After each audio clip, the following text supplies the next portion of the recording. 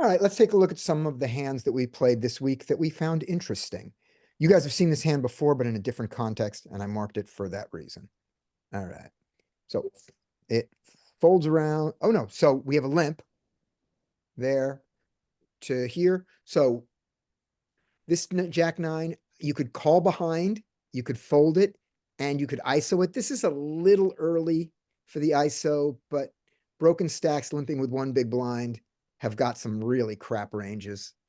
So we're gonna just do this. Yeah, I I like don't, this. I don't think it has enough implied odds yeah. to overlimp, but I really do like playing it in position if I'm gonna play it. Well, you get the implied odds when because you force villain six to be in there with you. He can't Yeah, I fold. agree. I just don't think the quality of this, I mean, I Yeah. think a suited connector gets you there, Hmm. but I think a suited double gapper with this, with a jack nine is just not good enough to take multi-way. Yeah. Suited gapper. But yeah. Well, Okay. this, So yeah, suited gapper. we hit second pair and he bets. Um, I don't think we fold to this. And we have a diamond. We don't fold. And we have a nine. We don't fold. So he dunks into you, right? He does send us. Yeah, so we call that because we can get a 10. We can of course get a nine, we can get a jack, we can get a diamond. A lot of cards that allow us to continue easily. Then he checks here. Uh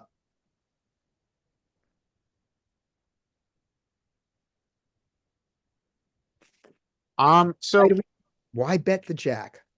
No, So, check back. I mean, the one way reason to bet the jack here is to buy showdown, but At the risk it's of a not check. always, I mean, a check raise is just a nightmare. Yeah. But then I think you go to player class. What's the player class of villain eight? Player Yeah. class of villain eight is that he doesn't have that many check raises. Hmm. So I think you can bet small. I'd like to bet a third. Okay. Check Yeah, behind. check back. And then the king comes and he bets half pot. Call. We're all agreed on we're all agreed as played that this makes sense as a call, as a very crying call. Scattered do. aggression. I do. I think it's an Okay. easy call. Okay, good enough. That's what I did. I called. He has ace 10. I remember it now. There we go. So that's how that happened. Okay, good. Mike, who's got a hand ready? I will stop sharing. Put up the next one. I've got a hand. Go, Okay, good. Larry. All right. So live hand. Um, Biggest hand of the night. Very, very awkward situation. Can you see this okay? Got it. So this is not in big blinds, this is dollars. So we're up about a stack and a half. Here, effective against this is like late night. Everybody's got a big stack. So everybody's got over 200 big blinds here. Yeah, 250. Okay. Playing 1-2. So um this guy loves to see flops, big blind. Loves to see flops. He is spazzy. Button first night he's playing. Don't know much about him. So we have a open to 5 bigs, $10. We have ace king. What size you guys using? 40, Yep, $40. 40, 45. And now 50. it gets, I think maybe a bigger size is okay, and I'll tell you why. Yeah, I think so too, because of stacks. Because of stacks and because this guy wants to see flops. So we get a flat behind. For 20 40. big blinds. You've just gotten a 20. Oh, yeah, 20. That you just gotten a 20 big blind flat. I've just gotten a 20 big blind flat. Congratulations. Exactly. That's great. It's great, yeah. And then we get an additional flat. So now our pot's at 120. Yeah. Right. So what we've got an SPR 4 Mm-hmm. essentially, and we're going to a flop. And we're playing out of position. Yeah, this is bad, but that's what happens. Yeah, this is live poker. Yeah. Like this guy's been drinking 38 I would say I would put him in the category of lit. Right. Both these guys are drinking. I don't drink when I play live, but both these guys are drinking. We get this flop. So multi-way, we get this flop. We do not possess a spade. What are you guys doing here? I am happy to play the DTO poker version of check range here, and I'm also happy to bet out. I'm happy with both. The spades make me more want to bet out, but Yeah, based on your reads, their splashiness. Yeah. And like, I don't know if that means they're also aggressive. I like checking. I think it means, yes, this guy loves to donk. So he's aggressive when he's at bottom of range and probably less aggressive when he's got a hand. And so I'm sorry, Mike, you said you'd like to bet, right? No, I said I like to check if You like to that's check. the case. Okay, so I chose to, no, what's your argument for checking? Well, we're like same thing with Scotty. We're out of position, multi-way. We still have two players, splashy players that we can give the opportunity to bet. I just think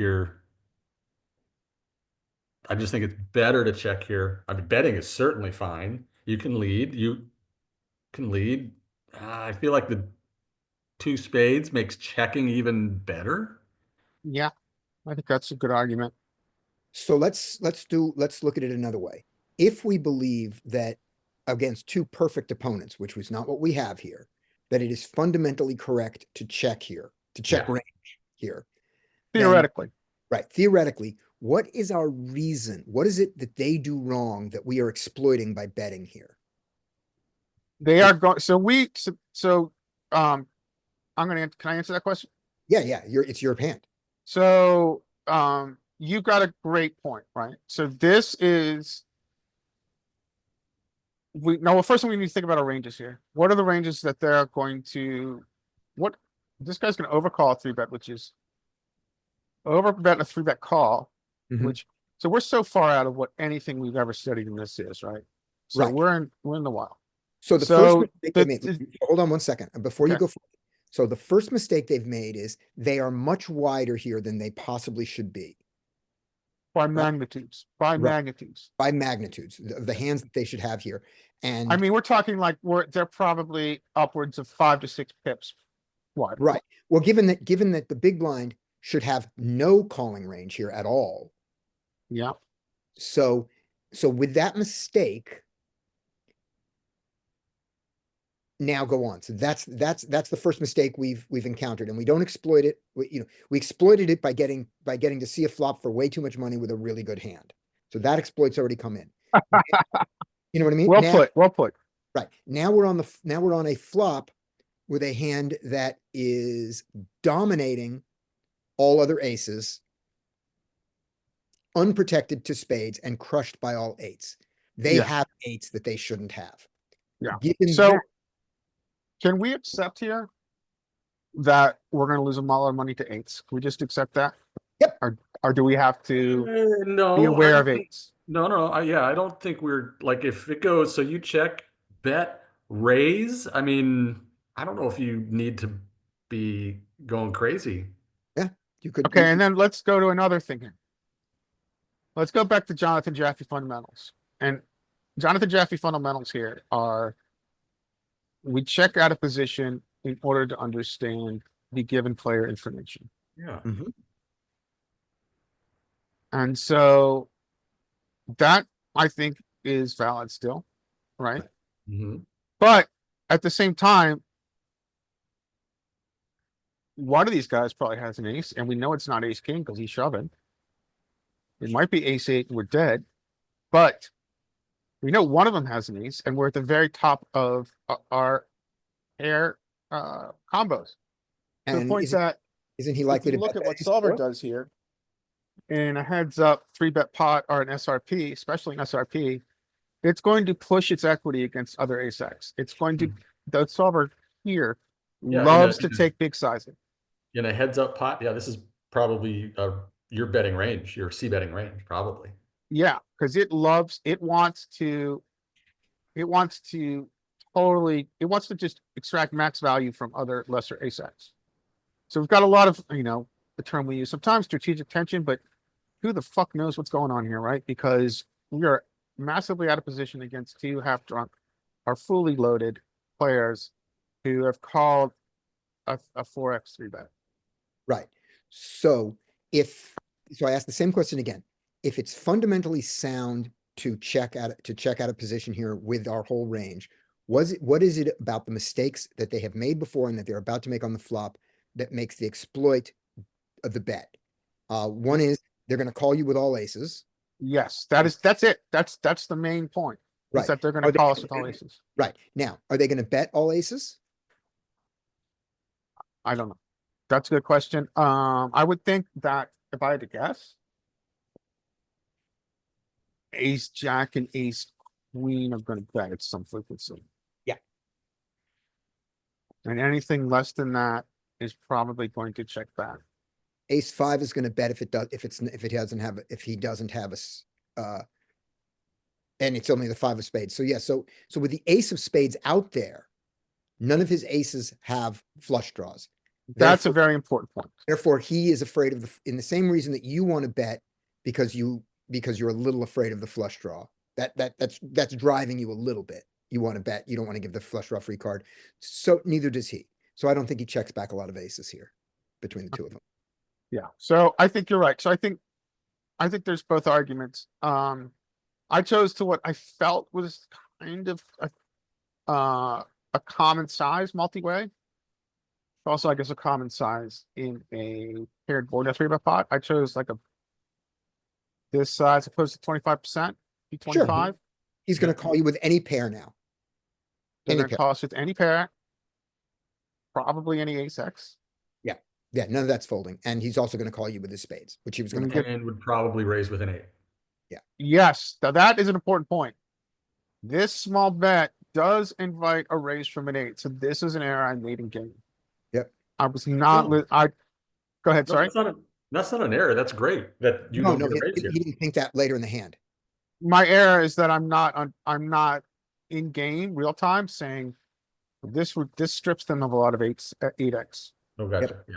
That's the error I made. I'm not ranging them in game. Instead, frankly, I'm a little bit too freaked out Right. in what is now. Especially the button. Yes. My error was I'm a little bit too scared, frankly, and not thinking clearly because the stack that I've spent 5 hours building is now at risk in a multi-way pot, and I'm playing out of position with one pair. Right. And that's just something I have to work on to get comfortable with the stakes. So to that point, we get this brick river. It's no 8-4. Ace 4 doesn't matter. Maybe there's some 4s out there, whatever. Yeah. What are you guys So doing here? once you've taken this line, you don't stop betting. Yeah. Now you're looking to get it in, and you've got 2x. So a nice way to get it in is going to be let's see, if you bet 100 now and Yeah. get one call, the pot will be at 400 and you'll have 300. So you bet about 150. That's Yeah. about 2E at 2-1 is 60%. 60%. Okay, I went 75%. So yeah, Now I don't know if like 2E and 3E all kind of applies to multi-way. I mean, this would if you were heads up, so that could change. I don't really know the theory behind multi-way 2E, 3E crap. So maybe it's different. it makes sense. It's you're Yeah, but if you trying go to- 60% now when one player calls you, then you can go 60% on the river and Right. be all in. right. And if you bet 60% now and both players call you, you're uncomfortable. Yeah. Yep. You might So you might not want to bet the river. So here, I think you guys are right. So I blundered this turn. Yeah. And this comes from frankly, fear. Yeah, You but check Larry, here. also, I don't think it's a blunder though, because in an exploitative world, I think checking is fine as well. Like in theory, I think you're gonna see if this was some kind of solver input. You like, I think Scotty and I were saying like bet, like that would be what you'd want to do here, but checking to these players might be really good. Yeah. Okay. Now let's just dive into that. So is checking good because it's going to induce betting? Or is checking good because is checking good because we're out of position? What makes checking good? I think checking is not your best choice, but Me too. but what does checking accomplish for you? Checking allows a lesser ace to bet and feel better about it when it doesn't get check raised. If Okay. you go bet, ace three might fold by the river. If Okay. you check here and ace three bets, some people will bet it. Some people will continue to bet it. That's what it accomplishes for you. Okay. It also allows now a bet and a jam for you to fold to. Yeah. So this is I think checking here is a blunder. And I hope it's not results oriented. I'll let you guys, you have a more objective view. You can tell me if I'm right here. But so I'm uncomfortable, right? I've gotten 2 calls, even though it was a small bet. I'm uncomfortable out of position, even though this is a pretty good run out. The floor is Joey pretty says you good. should be uncomfortable. And yeah, so this also I think involves some deprogramming of Joey, right? Right. Joey's of the argument, 1 pair not good enough. 2 callers, Right. 1 pair not good enough. Right. And so of course, But Joey in is Joey also a little world, bit in my head here. right. But in Joey world, the only hand that matters is them having an 8. This isn't a board of ace 8-7 where you have to worry about ace 7, ace 8, and 8-7. This is simply 8s. Yes. So I choose to check. Yeah. And it checks through. That's not an 8. No 8s. No 8s. Exactly. Let's in-game hand read. There are no 8s. No There are 8s. no 8s. The only 8 that there could be is ace 8. And ace 8 even, and I don't even think ace 8 does this. Agreed. Because ace 8 wants the flush to give it some money. There are no 8s. And we can also kind of do some combinatorics here. I only see really 1 combo of ace 8 suited, but I think they're capable of having ace 8 off. So, And when I say there are no 8s, I mean there are statistically no 8s. This 5% of the time someone is slow playing an 8 in a weird way. okay, now we get the flush completing river, and That we get the sucks. flush completing river on unblocking flush. Yeah. Now you have to check. Okay. So we check around. And this is where you win $210, but you feel like shit. Yeah. Yeah.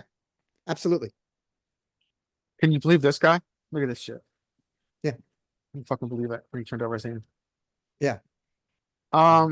So Yeah.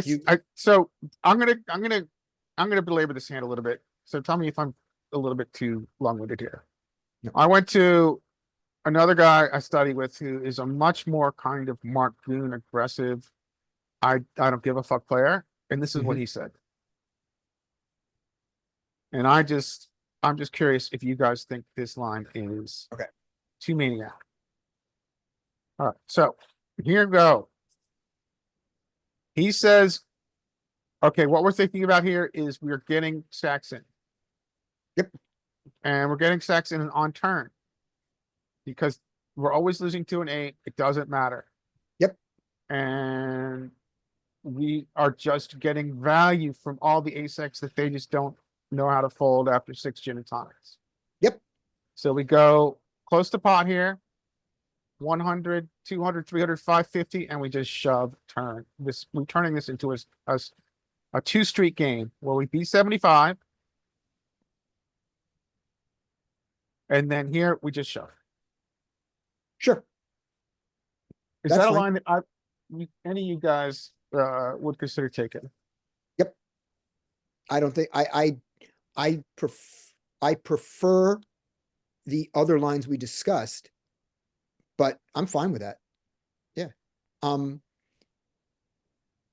Now, I really like that line, not necessarily because I want to take it, but because it's such a 180-degree difference than the line I chose here. Right. And there's nothing I think more enlightening than having a HH discussion with someone and they Right. just give you a totally different perspective on it. Yeah. Now I think he's more a live player, so he is really understanding what drunk guys are three bet Yeah. flatting. Yeah. Probably a lot more than I do. So the thing that I love about that line is it gets max value out of flush draws and maximizes the chance of a flush draw folding on the turn, both of which are good for you, Yeah. right? Yeah, they're calling $100 with their front door. Yeah. And then we're probably denying equity with our shove. And Unless if they they're call you and they call you when they get there, so that's fine. When they don't get there, you still got all their money. Yeah. And when they folded out equity. So that's great. Against Eh. these particular hands, you get it all in, fine. The ace four folds. He probably figures it out. But so what? Yeah. The ace queen doesn't fold. The ace queen doesn't fold. we get his full stack. You get his full stack. As the way that Mike and I suggested playing it, you check ace queen bets. What size does he bet? Probably bigger than 40. He probably doesn't bet small, but he bets, the other guy calls. You either choose to raise and ignore Joey, saying they have an 8 or they don't. I'm planning on getting it in. And then it's easy to get it in on the turn with a check raise, and the ace queen calls you. So let's say he bets 100, that's 300. Yeah. He folds. No, on the flop, he doesn't fold. Ace Oh, four. you were talking about you're talking about checking on flop. Yeah. We check Okay. flop. Big blind bets his ace queen, and he bets at least 60, Yeah. probably more. He You probably probably puts bet in, 60. he probably slides in a stack of 100. Yeah. Yeah. That very well could happen. So if he slides in a stack of 100, we've got 220. This well, what about this? He slides in a stack of 100, 220. He calls 320. We now have 460, 320 pot. What are we doing? You can check jam right there Yeah. and just say, I lose to eights, Yep. I like that play. right? So I'll let this go and move on to the next hand. I think my error here is not understanding how much ace X that we're just going to get stacks from. Mhm. Now, But I don't know if I'm being results oriented, but I think this texture allows the aggressive plays that we're talking about. But also look at the other opportunity where we do it, which is I don't hate your check on, I don't hate the fact that you check the river at all. But on the turn, when the flop, when you made the pot, was 192.10, what's your turn bet size here? Yeah, And you good question. called both places, yeah. So we were gonna bet, so we weren't gonna do what he did. We weren't gonna make it a 2-street game. We didn't bet enough to make it a 2-street game the way you did it, but still, you're gonna bet 100 here, and you're gonna get 200 more. They're both gonna call. Yeah, this check was very Joey influenced. Yeah. But I think ranges are so much water live that I've got on deprogram that. Right. But also, you've got a Joey this flop with the initial thing, which is, what were you going to fold to? I can see you folding to a spade on the turn, but with this turn, weren't you willing to lose your stack? I needed, well, that's the problem. I don't think I am. I don't Okay. think that I'm comfortable with that. And frankly, that's an error. Mhm. This hand is good enough and it's an error not to be willing to put it all in. Give And that's yourself a bank, second hand. frankly, that's a bankroll problem. Yeah. This is big money for me and that's a bankroll problem. Put two more cards out there, put one more player in there. And now it's starting to get now your ace is really scary. Where it is 4, yeah. Yeah, It 3 could've been. players, someone to have an 8. Yeah. But again, no. Okay. What you got, Mike? Guys, I really appreciate your feedback on this one. I am stopping share. Okay.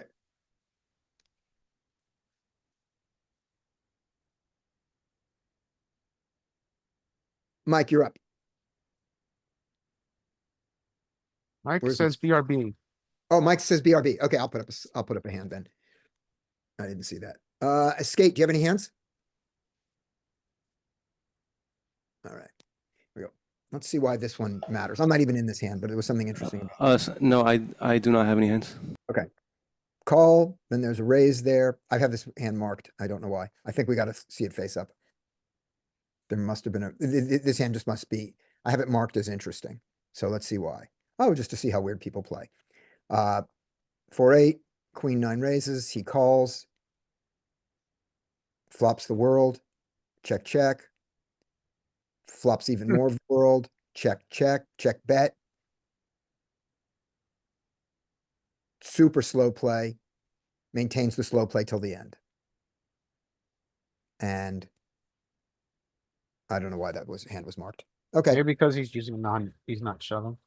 yeah, don't know why that was. I have no idea why I had that hand marked, but I will now unmark it. It might have been a vestigial mark from something. Okay, Vestigial. What a word. It's so not we're often gonna we get to use vestigial in Well- regular poker play. yeah. There we go. We are going to go to the hands. Show us marked hands. I gotta move this over. There. Just show me marked hands. We don't need any of those. Here are the ones we wanted to look at. Some of these. Those other ones might be all from one table or something, and it's like, let's see how these guys play. But that's not these. Replay hands. What is that symbol? Is that a mouse?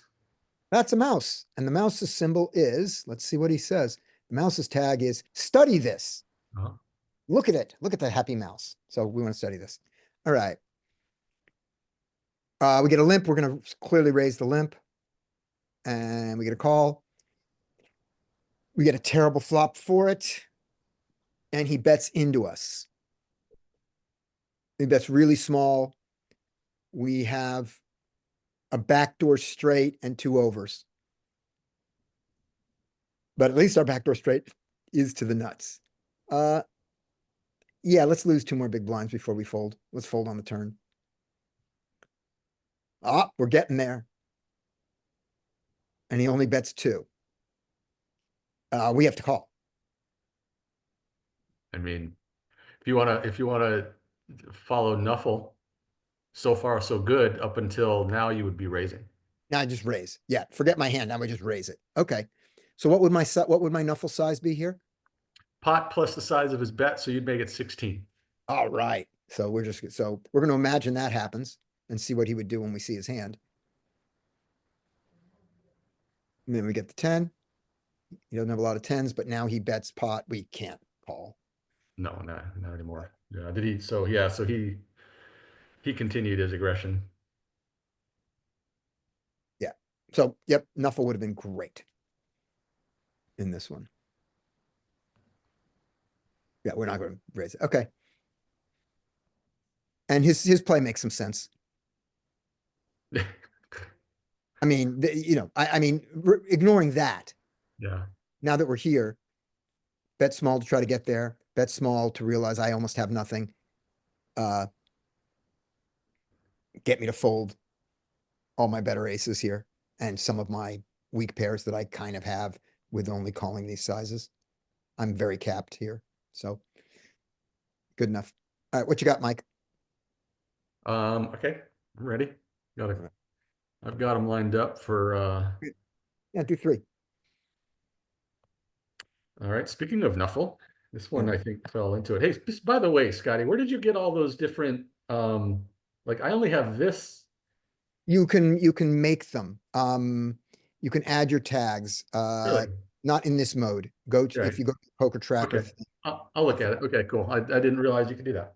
Yeah. Because I have always wanted more options in those. Yep, you can have more options. Okay, so here we go. We raise pocket threes in the cutoff. We get flatted in the small blind. Okay. Right. now- And we're gonna give him a big blind range for that.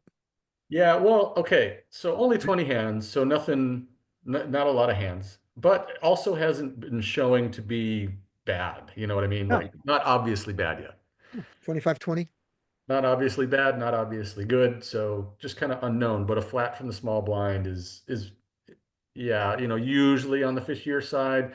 If I had 100 hands on this player and they had these stats and they flat the small blind, I no longer am in the mode of giving them a Right. big blind range. I give them a better small blind type flatting. Small blind flatting range. Yeah. Anyway, so we get to hear, we get that. They do the old donk, which on this flop, right, really shouldn't be too good for a big blind range. Yeah. So this is where I was kind of like, do I follow Nuffle? And the Nuffle is predicated on that you're playing against the fish. Yeah. I And don't. there's even small print. It's like, hey, this is against the weak population. If a good player does this, then you're gonna have to logic your way through the hand that don't necessarily, follow the Nuffle thing. So Yeah. so this was kind of like, I'm like 20 hands in, he's been decent. What do I do here? I don't Nuffle here. Well, let's I- think about where he is, right? So I think 20 hands is not enough to know in his Agreed. player class. And he's flatting in the small blind.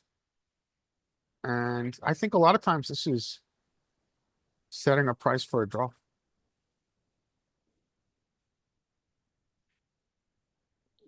So I think You- you can use, I think, and your hand, um, does have showdown, but I think that you get to Nuffle here. But So obviously we're always calling flop, right? In Nuffle here, land. here's my argument against Nuffling here. It's so easy for you not to be exploited by calling half of your three, by calling some of your threes and folding other threes, right? When you're here, let's just call the ones with a club and fold all the others. Yeah, good call. Now forget Nuffle. Forget Right. Nuffle. Let's assume this player right here we've determined that they're pretty good. Do we just fold threes now? Yep. I do. Why would a good player ever dunk this texture? Yeah, it was very surprising. I think once he dunks his texture, he's not a good player. Okay, but let's define how not good. Let's make him as good as I was 18 months ago. Would you ever dunk his texture if you flatted in a small blind? Sure. I didn't check raise all. I did because remember that thing we said about you know, when the jump balls are there and you bet, when you bet them, you win more of that hand. I might have looked at this that way. I might be doing this with a jack. And the idea is you're gonna to win with your threes against my jack, you're gonna have to choose to outplay me. You're not gonna win easily. So I'm gonna bet here, you're gonna call, and then I'm gonna check, and now you have to turn your threes into a bluff. And when I had a weak king, I'm gonna call you. When I have just a jack, I'm gonna fold. When I have, just the flush, just the draw, my draw gets there a bunch of the time, and sometimes I bluff it. There's just so many ways for this to go wrong with threes against someone who doesn't know that you should check range out of position a lot, and that you should check range when you're the aggressor, and just goes, I have good cards. It's not a terrible player, just someone who looks in the big blind, in the small blind, and goes, my hand is good enough to call, but not good enough to raise, so I'll call. Someone who doesn't know a three better fold strategy or doesn't have one. And is just sort of playing good hands and not playing his range, just playing his hand. So You're I gonna hear what you're saying, use- Mike. I don't think you can put any solace in what this strat is No, I because don't. notice Yeah. how it's just all over the place, mixed up. Yeah, This I line I is just just kind of wanted to. non-existent. Yeah, I just kind of wanted to see if there was like equity, like versus something like this. Yeah, I agree. I agree that that doesn't really tell us anything. No, But yeah, take a look at the it's- threes. Take a look at the threes, and you'll see how the three of clubs acts in that Yeah, strategy. Well, you know what? They I were all respectfully disagree indifferent. with The you three of clubs because were just barely better. Oh, were they? Okay, screw Yeah. me then. yeah, because this is not a line. So Okay, what we're looking at is a non-existent solve. okay. So, to be overly pedantic about it. But yeah, I think you call. I think what's happening here is that he's going to give you free information on turn. Okay.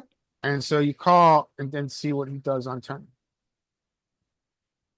So I think this is a perfect knuckle spot. Look at these sizings. I think you listen to sizing here. Okay. you know what And nothing says to do though, Larry? it says with this hand, which is marginal, it says to call, I think, doesn't it? It is. It's a call. Yeah, you're right. But that's We have a following Nuffle. That would be following Nuffle, and I don't know if we should be, but the pot odds now are almost 5 to 4 to 1. Okay. well, We're beating all of his draws. Except for the ace four of clubs. 5-4 of clubs. okay, yeah, you're right. I think this is a call for your marginal value.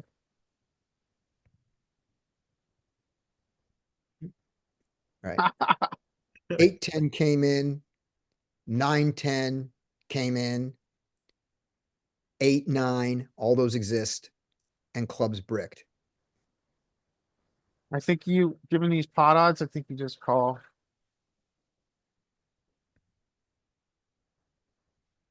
There Yeah, we it was go. very strange. I was very surprised to see this.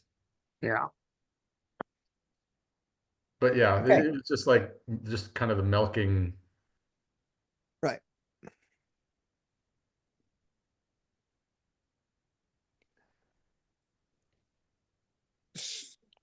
Yeah. For someone who's playing their cards and not his range, your range, and a bunch of other stuff, every bit of that makes sense Yep. from his point of view. Yeah. Oh, another flat from the small blind All right. from somebody who has some pretty good numbers. Yep. Over a decent sample of the session. What does ST stand for? Their steal percentage. Okay, so he goes for the steals. Okay, good. All right, there we go. I would classify this player as pretty darn good. Okay.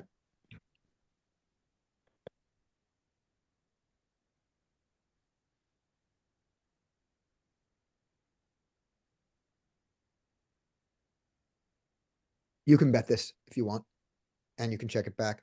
Both are okay. I think I prefer a bet. Yeah, I think so too. I think this will get bet a lot. The paired nature of the board, right, in position Yeah. versus the big blind flat. The question is, I think small is just the way to go. Oh yeah, definitely small. But I did check. I'm okay with that. Probably would have bet it if I had a spade. Mhm.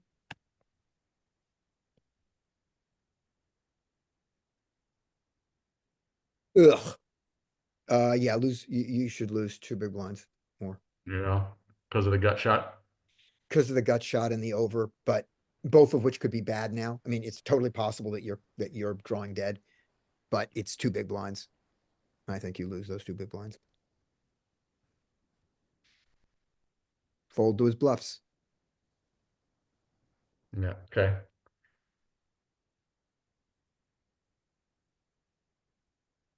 Yeah, there you go. So taking a look at that, put his hand up and let's see how bad it is. The problem is that when we called with the gut shot, the reason that was a mistake, and I didn't say this out loud and I should have, I said we lose to his flushes. What I should have thought is we have 3 clean outs. The 8 of spades is yucky for us. Our ace is good and our 10 is not good. So we have, in reality, we have 6 outs. Sometimes we have 7 there. And we need 9, and we have some, and we really don't have much in terms of implied odds because we can't bet any of the hands that come in. We can bet we can bet a clean 8, but it's 1.88. Yeah, okay. I'm still okay with the call, but yuck. What do you think? As far as how the hand played out, I think I'm okay with how the hand played out. Yeah. This is, Yeah. so you've got somebody that we assume is pretty decent flatting queen jack off. Yeah. I almost wonder if they have some kind of exploit on me or something. You know what I mean? Like, why is he calling queen jack off here? I don't think that's about you. Or if it is, it's the wrong exploit. But yeah, it just makes me wonder, like, what the heck? That I mean, if we knew how you played, the right exploit against you is to 3-bet the queen jack off. right. You're Right. folding a Yeah, lot of hands there. You're folding a lot of hands to the 3-bet. You're ISO folding queen 10 10 off. on you. ISO queen 10. On the button? Sure. Okay. How often The does he does this? Hold on. How often is he limping before you do that? has not. I don't have any limp stats on him so far. Okay. Uh, He does have a broken stack. yeah, not much broken though. Yeah. In the hijack. Default, no. Default fold the queen 10 to him. Yeah. And don't take it. Don't take this until we've seen a wider limping range. Okay. And here I'm going with Joey's second with Joey number 2, which is go back two steps. So that puts you in Mhm. hijack. Is it the top half of your opening in the hijack? Absolutely not. Do you open it in the hijack? Not always. Queen 10? Queen 10 off. Yeah, I in think the so. hijack. Yeah. I think Is it Queen pure? 10's a pretty pure open there. I don't open Is Queen it? 10 in the Is it hijack pure. No, I don't. not? I mix it. Oh, Mike, I need to get back to you about the hand history too. I will. Yeah. It's a mix. It's a mix here. That Right. means I'm opening it 100%. Yeah. That's right. But given that using this, not do you simplify this, but given that Queen 10 mixes in the hijack, then Joey's Yeah. Joey's first approximation is go back to and take the top half. Queen 10 is out of that. His second Mhm. one, when they do it too much, when they limp a lot, is go back to and just play the whole range. And Yeah. just barely gets in this one. And then his third one is just use your opening range on the button. And so what I'm saying is this fails Joey 1, it mixes Joey 2, and it makes Joey 3. So I think, given we have no information on him, don't bother. Wait till he's proved that he's between a Joey 2 and a Joey 3, rather than, because if he's halfway between a Joey 1 and a Joey 2, it's a fold. Yeah. Yeah. I felt it Does was it a make sense? little close. Yeah. Okay. So let's see what Pitching happens. those two. And the button too is like, if I was on a cutoff, I don't think I would have ISO'd. Like if Mhm. there's still a player on the button, I probably would have Right. folded. Whereas on the button, now we're guaranteed Yeah. position when we Yeah. do get calls. And so That's true.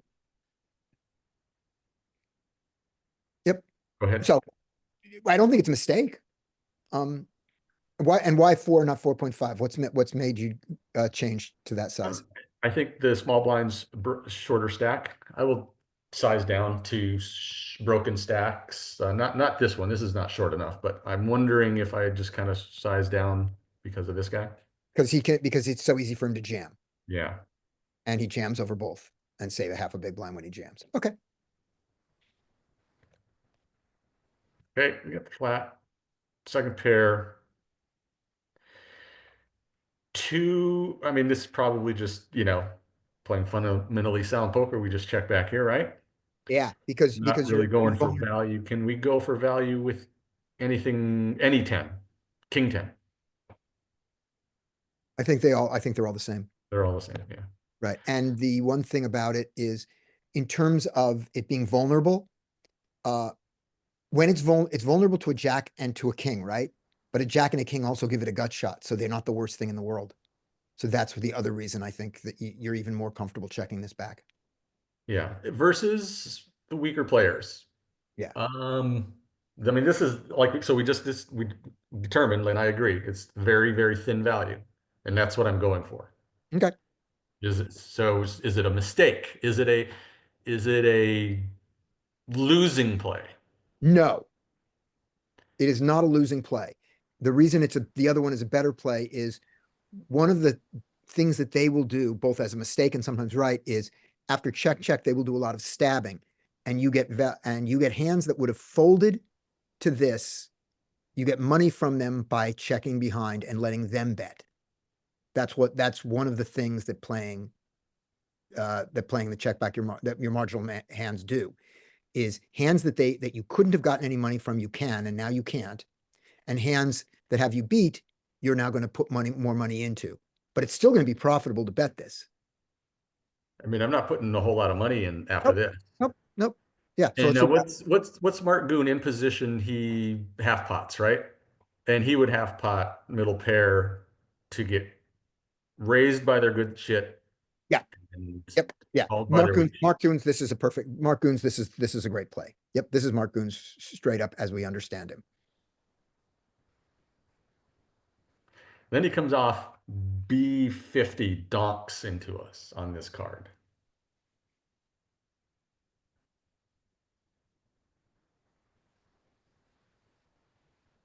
I think we call and see what happens on river. Using our power of position. Yeah, I was like pretty sure we need to call. Is there any overfolding being done here with our hand? I don't think so, but he's repping essentially two pair here. He continues to be 50. I think this fold is fine. Yeah.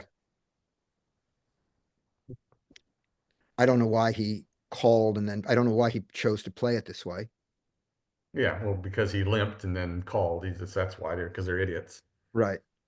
But yeah, I think Mark Goons probably does a lot of folding on the turn Would he fold that turn? against their aggression. Yeah. Mark Goons is relentless against their capped ranges. And when he calls there, he's capped. When he bets on the turn, is he capped? No. He can do that with ace 5. That's valid. No. Don't know why he did it with ace 9. Raising jack 10. I like it. pair. Kind of a meh flop here for jack 10. It's Gonna blind check versus blind, right? BVB, yes, sir. Check.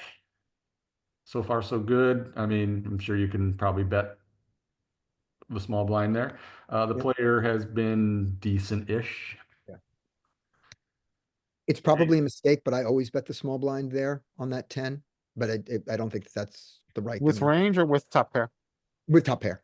I think that's fine. Yeah, certainly not a mistake, Scotty. Yeah, that just may not be it may not be the optimal play. I think we have to disregard solver and blind versus blind. It's such a complex strat. Okay. Right.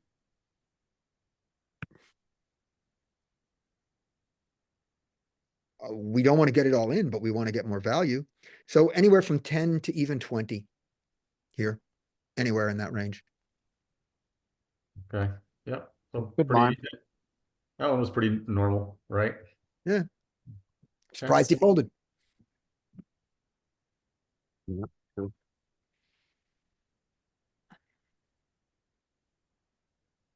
Yeah, that's I would have been if that was me, Queen 10, probably play it the same and then get here and be like, we do have some blockers. Block the nuts. If second pair, you have an okay kicker, although your kicker really isn't okay because the only kicker you beat is 10, the only kicker you beat is 10-8. Yeah. Well, I can give it back. Yeah. All right. You got it. Do you have something loaded up, Larry? If not, I'll jump. I do. Okay. Jump in. Okay, so ace's hand first here, I guess. Well, this hand I think is more interesting. Mhm. All right, kings with a limp. Okay, we've got a massive stack here. I don't remember the particulars about this. We're gonna go to what now is my normal ISO size.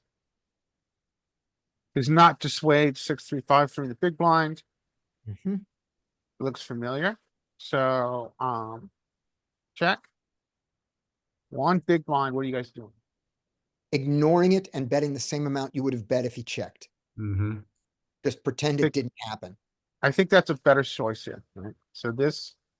So I too focused here on two things. Too focused on a multi-way hand. And I'm too focused on keeping his bluffs in Right. on a rainbow board. Even though it's paired. Yeah. I think that's a much better choice. Yeah. I don't remember how this hand. I think your choice to go to probably. I think probably our size is between a third and a half here. Right. Mhm. So maybe I wouldn't go to, maybe if I was gonna bet that 5 there with his thing, maybe I'd push it up to 6. Yeah, I think Basically, that's a better choice here. I think this motivation, I think we can keep him in if we have ace eight or eights, but I don't think we need to necessarily do that with aces or kings or queens here. I think that you're right. I don't remember what happens in this hand. Right. Two calls, brick.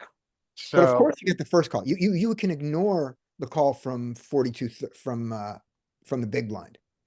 yeah, That's the same as checking through for him. When people call one big blind, it's the same as them checking. so now he uses this. Yes, that's a good point. So now he uses this kind of half sizing on what is a brick turn. What are you guys doing here? Call. Yeah, if we've gotten to this point, I think we just call, I think. Yep. It would be different if we raised, he called, and then he bet out again. Yes, that's You know, a good so point. if he bets one big blind, we go to 6, player 6, the big blind folds and he calls and then he bets out on the turn, then I wouldn't be raising. I do the same thing. I'd just be scared. I'm still Yeah. not scared. Just call. So I think the blunder is here. I think it makes sense to raise this, and ignore it. Mhm. I think your advice is really good here, Scotty. Yeah. About 7. Here. 6, 7, 7 is insane.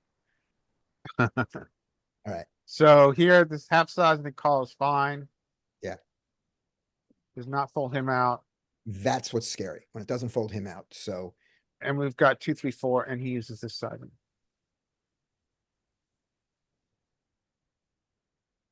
this is terrible. This Yeah, is this- terrible for us.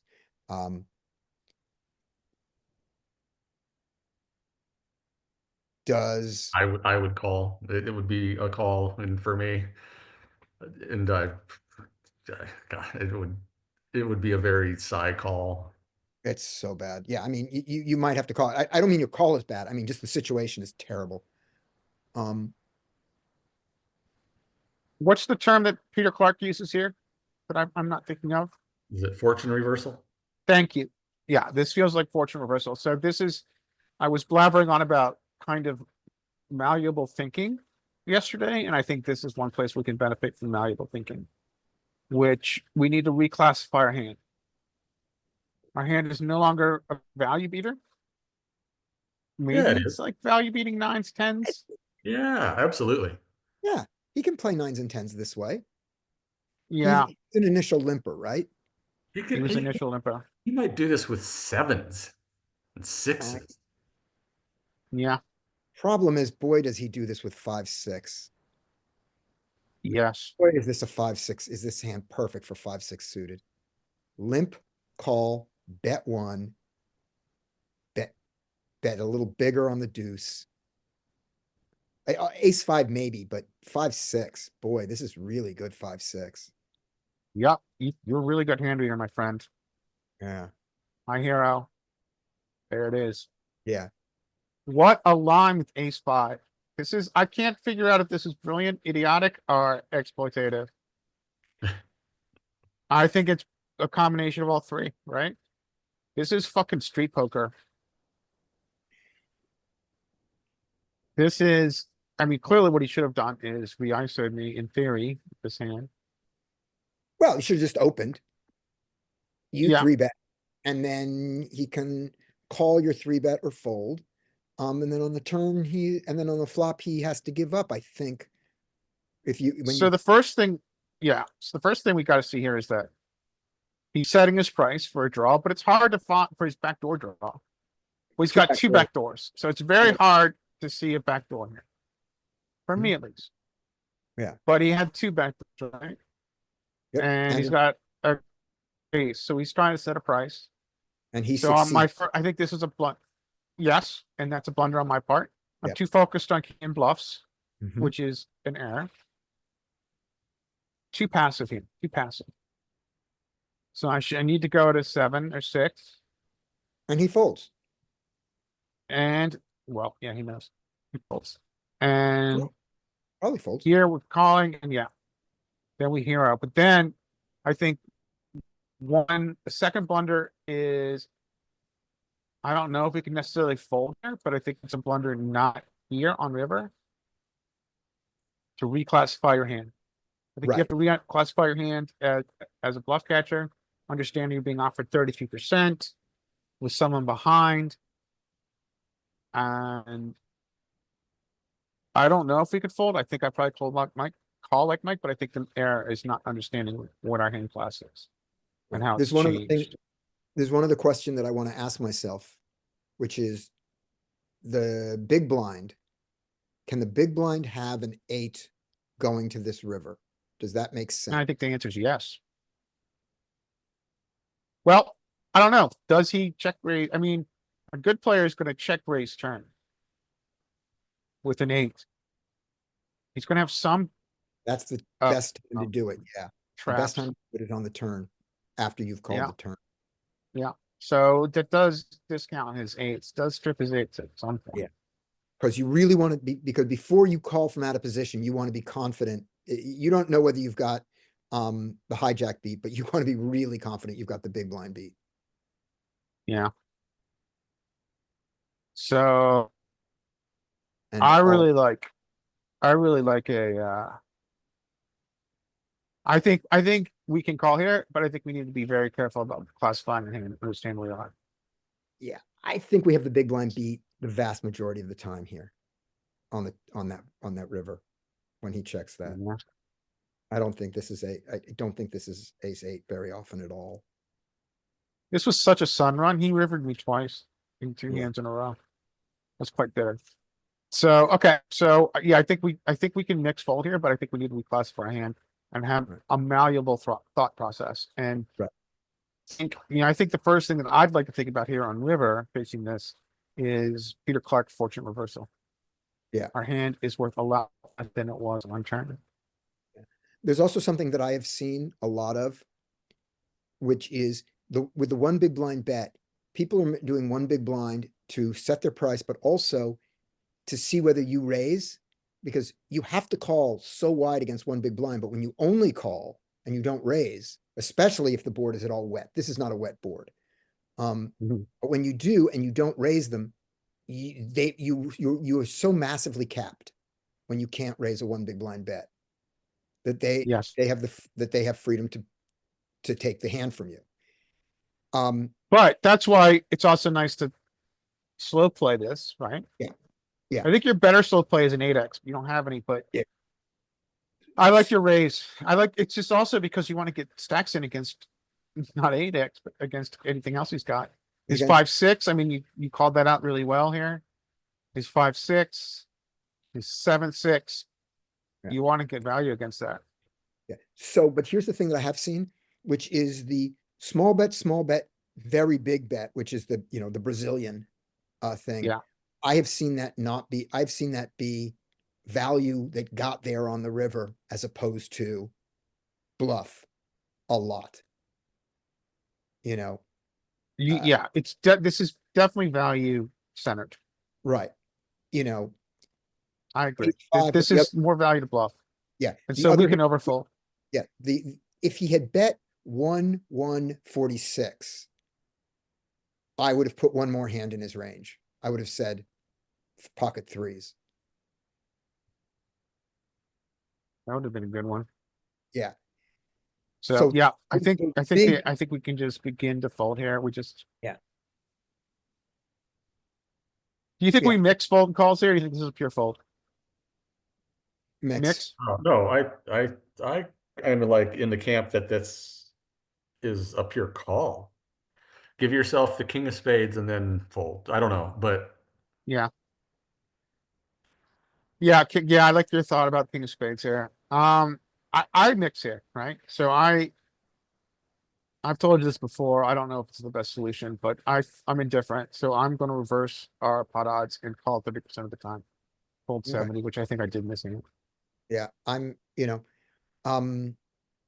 is this ever 9-10 of spades? Probably not.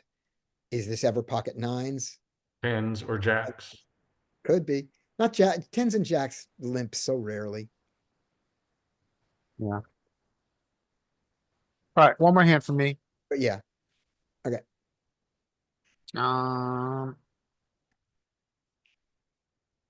Of course, I think this is more pain. oh yeah, there's no chance you're gonna show this and win. I don't remember. Okay, so Okay. fold, so obviously you have to fold now. That's obvious. All right, So against the short stack, what are we doing? four bet him. Four bet I- him, four bet him small. Yeah, I'm making it 15. I think in this situation, against a small three bet, I think we get traps against a short stack. Okay, There are, in theory, there are traps with aces playing in position against 100 big blinds. I would imagine that goes up even higher against a short stack. okay. Let me give you one argument against it. If Okay, you go Yeah, me too. to, if you go to oops, 15 here, or God forbid, you go to 13 and a half. I mean, really just click it back. If you do Yeah. that thing. Is he folding even king, queen offsuit or king, jack offsuit? no. No, he's not. But there are so many flops that you can't get any more money from king, queen and king, jack on. So you will have no problem getting it all in when he makes a small hand here. With this, at this stacked pot ratio. But when he completely misses, you might not get any more money. So Yeah, I think you have a good point. I like it, but let's see what happens. Okay. With the, Um, I mean, let's see what happens with the solver that you were looking at. Let's see what it's, I was looking for where short stacks are, and I think it's under chippy. And Larry, I also think that, the slow playing aces pre-flop is really much better against players that are including 3-bet bluffs. That's valid. That's here we valid. go, So 6 max short stacks. Here's your stacks. Go to, here's you found the short stack one. let's start at 50. Yeah. The GTO, 3-bet size, any, fine, general, rake, NL50. Here we go. 50. Just to be perfect here, we're in the cutoff, right? See if I have do I have those stacks? We're in the cutoff, raise. Big blind, raise. Yeah, it likes to trap here. Okay. All right. But you're right about one thing, which I think is important, Scotty, and that's he is stripped of queen 5, he's stripped of queen 4. This is a linear range. Yeah. And so for that reason, I think maybe we can discard. We should fast play at a higher frequency because he does not have a properly polarized range. Hmm. So, but this time I chose to close it. We Right. don't mind this. Yeah. I think we can do anything here. Yeah. Our SPR is about 2 and change. We have the ace of spades. We can do anything. Yeah. He checks here. I hope I bet. I do. I choose a small sizing. Okay, this is where it gets interesting. Yeah, this is, So we're never folding. If he has an 8, he has an 8. yeah, We're blocking the nut flush, which I think is important here. Nut flush Yeah. draw. What are you guys doing here? let's not get rid of any, let's not scare him off any bluff, and let's not give a jack a chance to fold. Just call. I agree. We just, now we've got him where we want. Yeah, we don't think he has any bluffs here, but he has overvalues, and let's not let him think that, Not an ideal card, but this ace of spades is important. not an ideal card. What are we doing? We're betting. How much? Five. Well, it's All half in. pot is all in. Yeah. We're just jamming. Okay, so I am evidently I have to kill my inner nit because I've got one. Cause he has nines. Yeah, he might have folded the nines there, Yeah. but yeah, So this is the weird part, right? So this I think is important. So he uses this size. with he's his three betting bet. into your ace king. He's betting into your ace king here. Yeah, good point, good point. Now this is where it gets weird, right? He checks, Right, because now he thinks that you might have something better than ace king. and then this is where it's important. We're using kind of a solver approved small size. Mhm. So people who spend a lot of time in solvers love this size when they're check two on turn. You talk to people who don't spend a lot of time in solvers, they don't like this size. Okay, And I can't decide if this size is good against humans or not, but it does induce this a lot. Hmm. It induces this sizing a lot. It induces this check raise when Yeah. you use this small size. To a layman, to an unstudied player, if you would, this looks like, this is too small. yeah, it's too small and it looks like, does not look like top of range. Right, So they love to attack this. So my argument here maybe is that we use this small sizing with top of range, not with bluffs, because we get this a lot against, and not everyone knows how to check raise, but we get this a lot. But I think you're right. We check here and then this is arguably one of the worst rivers. Yep. What do we get? We get 5-6 gets in and spades get in. But I think you're right. Do we still get the value bet here? hell yeah. Because he's only got 33 left. That's Yeah. why. Yeah. Give him 200 and you can't, and you don't want to value bet this. Yeah. So this is an error, which Yeah. is probably based on the fact not totally changing my chart or not properly changing my strategy to Right. what we've got behind. Right. And I think you're Also, right. let's think from his point of view here for a second. Mhm. Let's put him near, he doesn't have to be top of range. He just has to have you beat. Okay. So that's eights and flushes. And He doesn't have to straights. have a full house here. With No, eights, no, give him an there's eight. no give- straight. Yeah, give him an eight, a straight, a flush. Oh, there's 9-10, sorry. So there's 9-10. Yeah, give him an eight, a straight, a flush, or a full house. That's all that beats you. Does he check this river when he only has a half pot bet left? Is that how he thinks? no, he doesn't after he check raises. Yeah. I'm a little bit too paranoid about, this is monsters under the bed syndrome. Yeah. Yeah, this is an error in two ways. Hmm.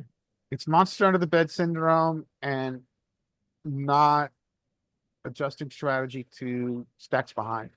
Yeah. He can't put he's not threatening my stack. And not everybody thinks like us. We got that. But let's put either one of us in his position here. And you have an eight in this stack size left. You say to yourself, well, if he's got the flush, he's betting and I'm not folding my eight. So the only reason to check is to try to induce a bluff. Right? He called my check raise. So what has he got left to bluff? I called his check raise. Right. I'm saying we're now him. Oh, we're in his head. We are in his head. I'm not saying we would have played the hand the same way as here, but we're in his head and we're thinking in his head. Okay. If he has an eight, does he really check his eight here because he's afraid of the flush? No, because he has to call the flush. Yeah. He only checks an eight if he wants to get you to bluff so he can bluff catch his eight. And Yeah. what do you have left to bluff after you called a check raise? Very little. Yeah. You have made hands that you know, that might check behind because the flush came in. You have flushes. So he has to bet his eight and hope you don't have the flush. He's got to bet his full house and hope that you have the straight or the flush or the eight. Yeah, that's very good thought process. You're Yeah. right. So when he check raise gets called, does not shove river, he's capped as fuck. He's capped as fuck. And one of the reasons we know this is look at what you did do with aces. You checked them behind, which is a disaster if he has eights. Or straight, Agreed. or Agreed. full houses or flushes. So Yeah. he Agreed. did. Yeah. So So I think the error here is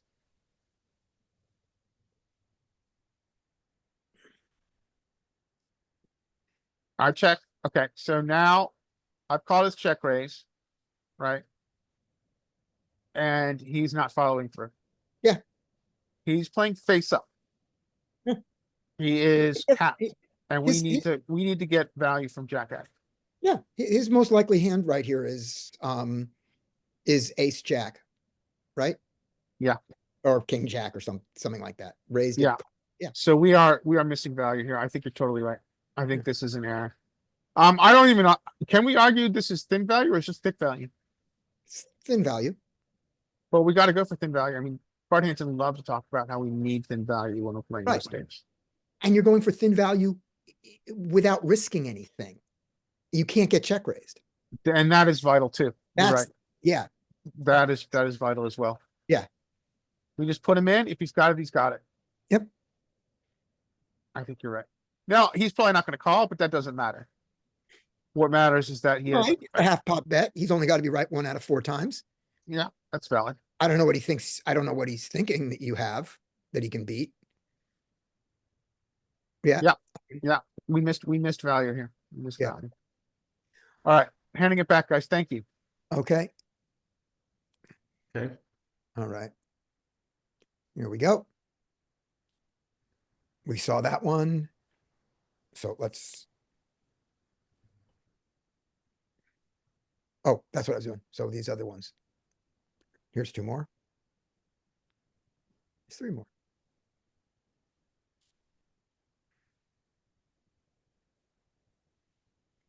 All right. Oh, don't look. Close your eyes. Don't look. Don't look. Okay. All right, eyes closed. We have a call. We have pocket 5s. This is an easy raise. We get called. Where are you? You're in the hijack? I am in the big blind. Blind versus blind. Huh? Blind Oh, versus okay. blind. I see. He Yep. limps Sorry. small blind. Yep. I open. He calls. He checks. I have the 5 of hearts. There's only 2 cards to hit. I think I bet here. I like it. If you It's did. marginal, but I think I bet once, and then when I get called, I'm done with a hand. Now I'm less done with a hand. He checks. I think I should not bet.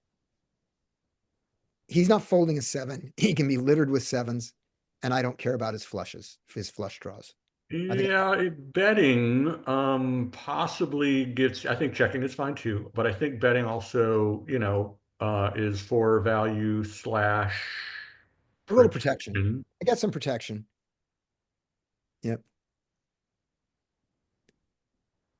Flush comes and he bets all in. Okay. I think this is an easy fold. I do too. I can't imagine that's a call. Right.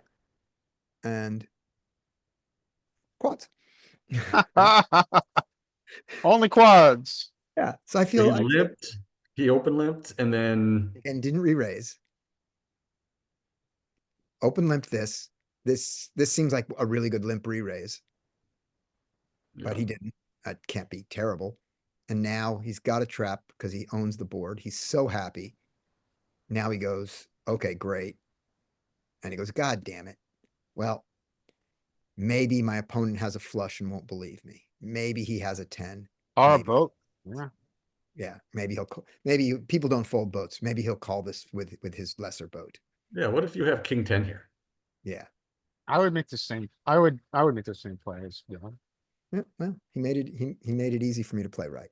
Ah, I should not have folded that. There we go. Okay. There we go. And here's one more. I'll do one more after this, I think, because that'll be 3. Okay. I keep not meaning to do this. And I've shown it again. So bad at this game. All right. He limps. We have 8-4 suited. We should not raise him. This is an easy check behind. Why am I raising?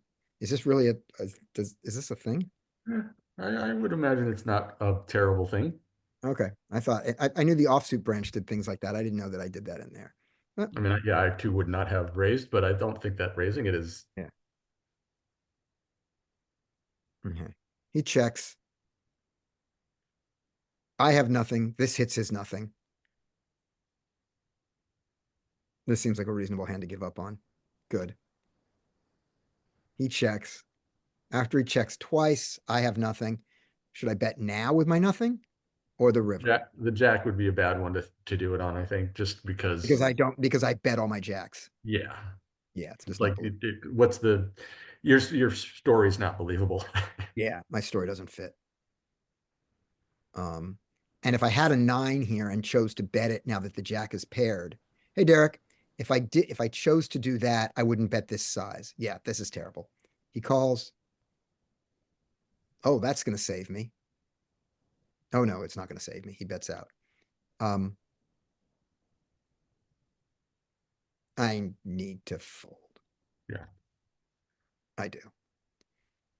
And I need to fold to the nuts. Very nice. Well, not the nuts. There is a straight flush possible. But he blocks anything other than that. It's the nuts. So yeah, the bet on the turn. Don't love the bet on the turn there, and I don't love the size of the bet on the turn.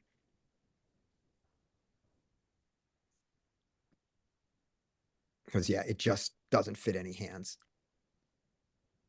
All right. King Jack, limp. We're definitely gonna ISO this. We ISO this extra big. Ooh, And I know why. Because I only do this in the situation. This guy has been a serial limper who has Mhm. shown himself to call larger and larger bets with substandard hands. I'm Nice. Okay. expecting to get called by the with a 6.5, and that's why I'm doing it. I'm not trying to push him off anything. I'm Yep. trying to get that to happen. I'd also it. use this size if people are prone at the table to fighting behind. Yeah, to keep him out, but there we go. He checks. I guess I can bet range because I bet that size Yeah, Yeah. I'd agree. I like that thing. and then get check raised by him. So we were talking about this yesterday and looking at pot odds. It Yeah. gets very interesting, doesn't it? Yeah. Hmm. I can I get a jack, I can get a king, I can get a queen. I can get a 9, and all of that is problematic if they're a heart. Can I just ask a question here? Yeah. Do we care that we're in position? Yes. Very Oh, much yeah. so. Absolutely care that we're in position. That's why I think it's much better to call here. If we're out of position, I think we just fold, even getting the same odds, right? I agree. I think in position we now call this. Yep, I did. Hey, that was nice.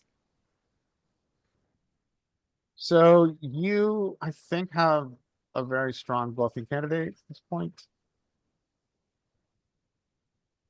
This is where I think Solver's use of a 2-street bluff beginning with the small size is good. What's our fold equity like? Do we feel it's good or do we feel it's not good? We feel it's not good. Yeah, I I kind of think feel like it's I- not good too. I think mean, it's and go you're ahead, to sorry. your point, Larry, I think you're to your point, it's probably not good right now. Yeah. However, with It one might be street to good. come. Yeah, I think a 2-street bluff is a lot more believable. The solver uses it. And yeah, I think we begin to think about that. It's such a quick turn. Okay. Let's talk in the language of Mark Goons. When he check raises small here and checks the turn, he is massively capped. He is capped at 1 pair. And Yeah. And And 8, while they- 9 and flush draws. right. And while they will not fold on the turn, they will fold to an overbet on the river. And so I want to get as much money in on the turn to leave a hefty enough bet on the river to get him to fold. So if I bet Yeah. 30, Yep, and a big bet may not be necessary either. yeah, if I bet 30, Yeah. that's way too big. He doesn't, I leave him with only 60 behind and he calls. So I've got to bet 15 here to bring the pot to 60, leaving him with 90. And then I can bet 90 into 60 and get him to fold. That's the Mark Goons way. I'm not Mark Goons. Oh, no, I'm pseudo Mark Goons, but I didn't think that far ahead. I wanted the fold here. And that was my mistake. So. Doesn't matter. I wasn't gonna go on here. Now I have to give up. Anyway, Let's see if he dunks his flush. now I'm, This, Yeah. this Yeah, is thank massively you, sir, for underbluffed. making it easy on me. yeah, I fold and let's see, what do I fold? To the nuts. Yep. Yeah, so and so Scotty, like you were saying, you wanted a big river bet, and I was saying I don't think you may not even need a big river bet. I Like you only need could a big get to the river, and although this hand probably, like if you had something like, what would you have, like a worse hand than King Jack, like a, what could you have, 8, I can 9, pay 9. I can have a draw. right? Let's You know, see, something where 8, 9 of clubs. maybe a small bet accomplishes the same thing. Yeah, but the small bet only gets him to fold his flush draws. It doesn't get him to fold his 10. Is I 10x. want him to fold Yeah. one. Yeah, If yeah. No, I'm I playing like, like yeah, I see what goons, you're saying. I ran into that same thing the other day. Yeah. if I want to play on the idea of he is now capped, then I have to play with that idea. Not that he's got on a draw, but that he's capped. And I think and I think in this situation, that might be my best play. And this was maybe my worst. Because also, when I do it that way, I save so much money on the river. Yeah, 'Cause- it's because you're now essentially, so you're essentially saying here you've got overpair, tens or sevens, Yeah, I put in, and you do save money because the only option you have to shove is is all in. The only option you have to bluff is an all in. and if I put in 15 here, he obviously calls. The pot is 60. He jams or bets big, I fold and we're done. But when the 6 doesn't come, When it's the 6 of diamonds, when it's the 6 of diamonds, and he checks and I jam, of course he folds the hand that I beat, the ace 5. I mean, that he beats me, but that's easy. But also, he might be folding some 10s. Yeah, He'd fold yeah, jack agreed. 10, And that's- yeah. yeah, I think I like constructing a two-street bluff here. And the other thing that Mark Green says is the best bluffs are the ones where they call turn and fold river. Right. Yep. And so that's what I needed to know. And the date that this was played was April 27th, pre-Mark Goons. Pre multi-way madness even. Was that? No, multi-man. No, man- April. Oh, that was March, yes. Yes. Okay. Who's got hands? Derek or Skate got any hands? Nope. Okay. I got one. All right, go. You're up, Larry. Okay, you got it. Okay.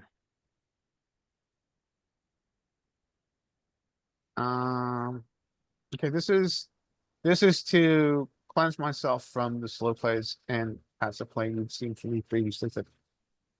So limper, we're clearly 6, 7, 5, fine. I'm sizing down here, so I want calls, obviously. Mhm. I'm fine with that. Yep. I'm not fine with One that. call. Maybe I should have sized up. I'm really not fine.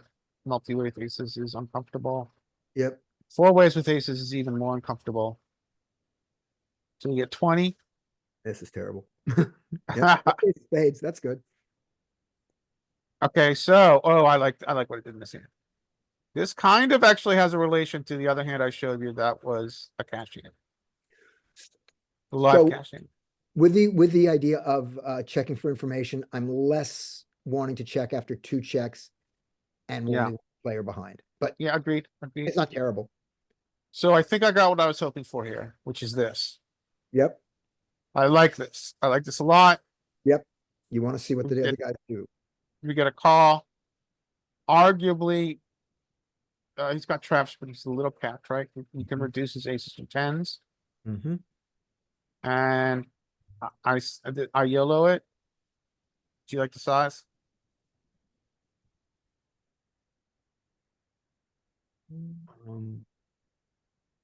Yeah, what do we got? So Yeah, I think so. you're keeping jacks, queens and kings in. Yeah, Yeah, you're gonna have a pot size bet at the end of the turn here. yeah, that's what I was thinking. So this is, I don't know what, it's a bankroll issue that I was not comfortable doing this Mhm. with the hand you saw, which is something I gotta deal with. Yes. But this is, this is easy for me to do here, which I think is the right play. We get the fold, we get a call, we get a really good turn. And we got what we wanted and we just showed it. Too Yay. stupid. Yay. And we get the fold. I like that. Yeah, I think this is, I mean, we could argue we're so far up in range that we do want to make a small, well, the only question here is this. You block the ace high flushes in both directions, which maybe argues for not having to shove, having to be at a two street game.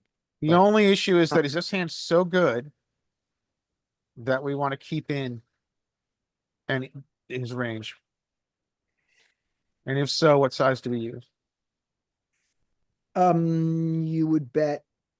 So a B you bet 50 30 would you be bet- 25%, right? So I think B 50 or B 60 would be the size that we would use. A little bit Mm. smaller because you're not looking at the pot, you're looking at his Yeah. stack. That's the important thing. B 50. Yeah, I was thinking pot odds there, and what we're 50 is offering to stacked. is draws.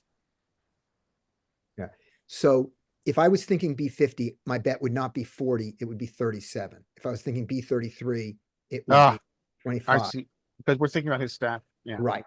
agreed. Good point. So I think either is fine, right? I think the shove is fine. And I think that if we are going to choose a more exploitative size, we go with what you said, which is a 35, you think? Mhm. Yeah, like a beat, yeah, even like a beat 25. So we can agree this is a fine play. Here's the. And but do you think that the more exploitative smaller size is preferable, or it's like come see come saw? I think this is the best choice. Exploitable, GTO exploitable. I think this is a good exploitative size. And the reason is, let's put him on either flush draw. Yeah, he has fewer of them because you have the ace, but they do exist. If you bet a half pot here, or half his stack, and the flush doesn't come in, you get no more money on the river. Good point. If the And flush does some come in, fish who limp pay the full call are amount. going to not be able to fold their flush draw here. So if he has a flush draw here and you go all in and he calls you, that's good. That's better than if you bet half pot when he has a flush draw, right? Yeah. When he folds a flush draw, that's fine too, Yeah, I see your point. right? But the one mistake is if you bet half pot and he calls you with a flush draw and he would have called full pot, that's bad. So you've prevented that one thing from happening. Now look at the other hands that you might fold out. Do you think jacks, queens, ace 10, any of those fold for a full pot that call a half pot with the two? No, but I don't think he has those because he went. Oh no, he's big blind. Yeah. He's got some 10. He's got jacks a little bit. Right. Right. Or I ace mean, 10, or 10 and a jack. passive player is going to have queens and all the big tens. Yes. Yeah. Yeah, I think this is a good. I think you're right. This is the best preferable choice. play. I think the other one has problems with it and advantages, and I think the problems are more than the advantages. Okay, cool. I think I've got one more unless somebody else has some. Okay, now take it, Oh, I and then got I'll say it in a much shorter way. Magnitude trumps frequency. This is a good example where that's true. Well said, sir. You are right. Peter Clark, shout out. Magnitude does trump frequency. Yeah, Well yeah. put. All right, I don't remember what this hand we're playing. This is another hand that I took an aggressive line and we can argue it's good or bad. I'm curious what you guys think. So we've got 1, 2, Yeah. 3. This is why I played just like Micah. This is why I play full ring. They're fishier. We've already established that over our years of study. And oh my God, it is years at this point. Okay, so we can argue that I'm going too small here. We can argue I can go to 8. I think 7's fine, but I think 8 is arguably a better size. 1, 2, 3. And the argument that we had earlier, this might be, in the Joey world is not here, right? Yeah, I'm gonna take this spot wider than Joey ever would because I have ultimate position. Right. So that was part of the discussion. You were here, right, Larry? When was this? Like 15 minutes ago with my, what would I have? Queen 10 on the button to a high. Yeah, I think I was. Yeah, I think position really widens my range here. Yeah. Yeah. Like I was thinking you can take your whole button range, right? Yeah, I'm gonna, shout out to Joey. He was awesome having the group, but I think he did not value position as much as he should have. But also, this is against multiple limpers. It gets more and more attractive because each successive limper has a weaker and weaker range in reality, not in a GTO world. I never thought about it that way, Scotty. You're Yeah. right. Everybody And the- has more and more apt marginal ranges pre-flop. Right. And the other thing is, and the amount of money you have out there to win increases. And Yeah. here's the crazy thing about it. And because you get to bet larger, which is weird because you could get as large as you want, but because you are going to bet larger, the first player is going to fold more things than he would to 4.5. Yeah, so we are going to get this heads up more, which Yeah. is our goal of making this bigger. But the one thing that we know is that the worst choice here with a King 10 is to call. Yeah, that's out of the question. Yeah, Got it. out of King 10 is folding it is fine, and raising it this big is fine, and never call it. I That's- do have speculative hands that can overlip, like low suited connectors, but not this hand. This hand is ISO or fold. How about fours? How about pocket fours? I think our low pairs also really love to Love it. overlimp here. Yeah, How about A6 of hearts? sure. A6 of hearts gets interesting. Yeah, sure. A6 of hearts, I think on button we maybe overlimp, Sure. depending on However- who's behind, right? Do we have people who are really good at ISOing?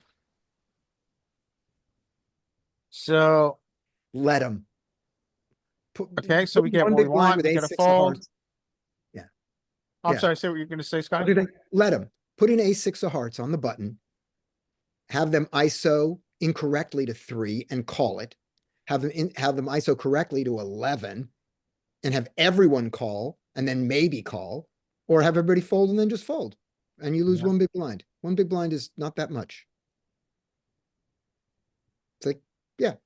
Now, if you know they're gonna, if it's not just that they ISO sometimes, if they always ISO, then fold the A6 suited. Yeah, it's But- important to know what's happening with people. But if you get to see the flop 2/3 of the time for one big blind, multi-way with a suited ace in position, I think Yes, that's please. Yeah, I agree. Yeah. I agree. So we miss, but we've got some backdoor action going on, right? Yeah. And generally, I think I've gotten to the point where I do discount my ace advantage in 3-bet pots, but limp call ranges. I think that we get to have a lot more aces. against 2 players. I don't love it. Yeah, What you do? so, but I chose to YOLO this because I thought we had enough backdoor equity to do it. Okay. So I used a half pot and I got lucky. You could argue this is a poor play, but well, what do you guys think? What are you doing here? I'd go smaller. I think it accomplishes the same thing. I think they fold air in both cases. So you're gonna do like a B33 here. You're gonna do like a 7-8. At 8 instead of Mhm. 10 point something. Yeah, I think that's better. I think 8's better. We get the folds, but I Yeah. think 8 is a better size here. Yeah. But I think the qualities of this hand do allow us to bet.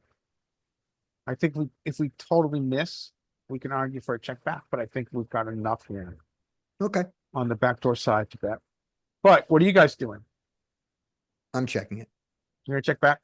I'm checking it. Yeah. It's just not, you just don't see it. You still don't see enough equity here to do it against 2 No. ranges. I get to see the turn and see whether I pick up the additional equity. I can see that. I can see that. Okay. Passing it back. I don't know if I should. Mike, what you got? All right. continuing here with this, whatever session this was, we go bam, bam, bam, bam, and we open those threes again in the cutoff. Yay, those threes. And we get another goofiness here. So we get the min click from the small blind, a unknown, brand new player. Comes back to us. Okay, yay. 100% calls. We get kind of a shitty, crappiness, of course. Check. That's nice. Check. So I far, would- so good, right? I mean, we're probably, maybe we're not gonna bet lead there, right? Bet into that? I don't know. Should we? I wouldn't. Maybe we can start turning those threes into something, but I did Yeah. not. Yeah. Check again. Okay. Now I'm pretty happy. Now I think what do I do? Do I just try to get there in showdown? I think that's the best thing. Yeah. Okay, we get that. B50, the classic B50 from the fish. The pot odds conundrum. Yes. All right. Threes without a club. Fold. Threes with a club. Does the club matter here? The club matters. It takes out some of his nuts. Yep. Now, does it actually? That's only if would he have raised ace three suited there? Would he have min raised ace three suited? If not, then the club doesn't matter.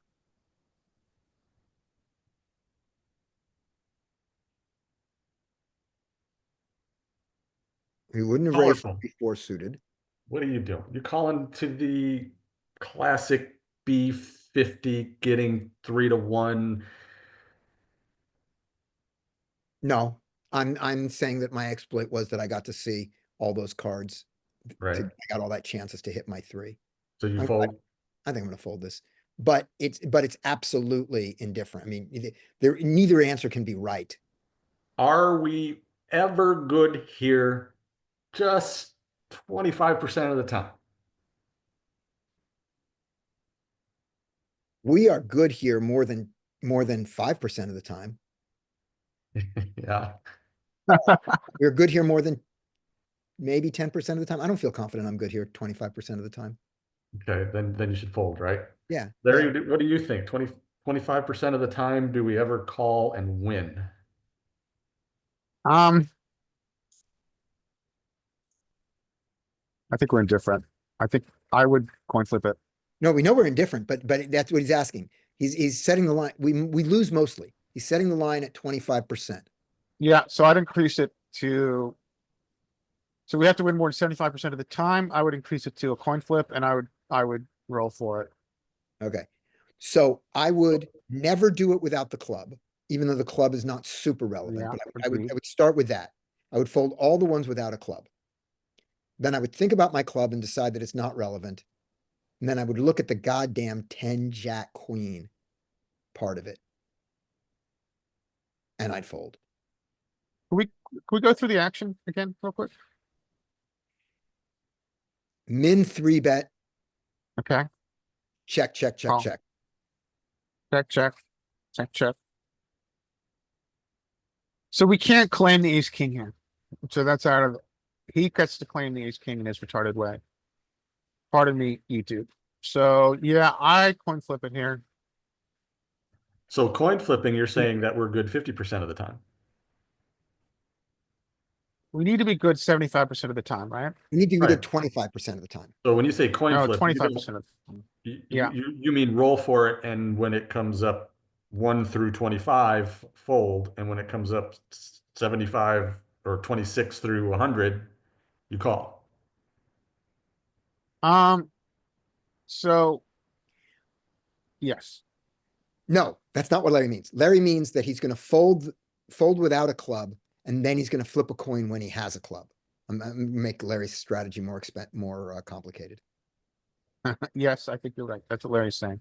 Okay, gotcha. Maybe that. Yeah. Okay. The nines, that just makes so much sense. The It nines. does. Yeah. Except for his 3-bet size.